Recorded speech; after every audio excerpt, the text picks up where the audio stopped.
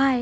না আজ mini blog নয়, আজ একটা অন্য ভিডিও। আমার ঘরের পাশে যে জানলাটা রয়েছে এখানে গাছগুলো রয়েছে, আর এখানে এই ঘুঘু পাখিটি বাচ্চা দিয়েছে। দুটো বাচ্চা হয়েছে, ডিম পাড়া অবস্থাতেই ছিল, বাট তখন তো ডিম ছেড়ে উঠতো না, তাই তখন ভিডিও নিতেও পারিনি। তো এখন এই কি সুন্দর ছোট্ট ছোট্ট বাচ্চাগুলো হয়েছে।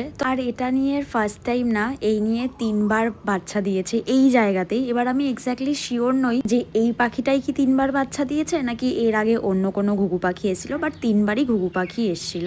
আমাকে অনেকে বলেছে ডিমগুলো ফেলে দে, বাচ্চাগুলোকে তাড়িয়ে দে, পাখিটাকে তাড়িয়ে দে।